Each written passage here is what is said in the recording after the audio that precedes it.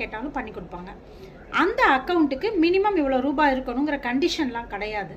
அதோட ஸ்பெஷாலிட்டி என்னென்னா, நம்ம இப்போ பிஓஎஸ்பி அக்கௌண்ட்டு சொன்னேன் இல்லையா, பாஸ்புக் அக்கௌண்ட்டு, இதையும் அந்த அக்கௌண்ட்டையும் நம்ம லிங்க் பண்ணிக்கலாம். லிங்க் பண்ணிக்கிறதுனால என்ன யூஸ் அப்படின்னா, இந்த பிஓஎஸ்பி அக்கௌண்ட்லேருந்து பணத்தை ஐபிபிபி அக்கௌண்ட்டுக்கு போட்டுக்கலாம், ஐபிபிபி அக்கௌண்ட்லேருந்து பணத்தை பிஓஎஸ்பி அக்கௌண்ட்டுக்கு அனுப்பிக்கலாம்.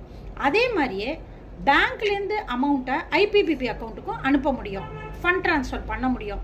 இப்போ பிஓஎஸ்பி அக்கௌண்ட்டுன்னு தனியாக இது இருக்குது, ஐபிபிபி அக்கௌண்ட்டுன்னு சொல்லிட்டு பாஸ்புக்கெல்லாம் இல்லாமல் வர்ச்சுவலாக ஒரு அக்கௌண்ட்டு நம்ம ஆப் டவுன்லோட் பண்ணி ஓப்பன் பண்ணி வச்சுக்கிறோம். இப்போ இதனால என்ன யூஸ் அப்படின்னு சொன்னால், போஸ்ட் ஆஃபீஸில் நம்ம ஓப்பன் பண்ணி வச்சிருக்கிற பப்ளிக் ப்ராவிடென்ட் ஃபண்ட் அக்கௌண்ட், செல்வ மகள் சேமிப்பு திட்டம், ரெக்கரிங் டெபாசிட் ஆர்டி அக்கௌண்ட், இதுக்கெல்லாம் நம்ம ஐபிபிபி அக்கௌண்ட் மூலியமாக பணம் கட்டலாம்.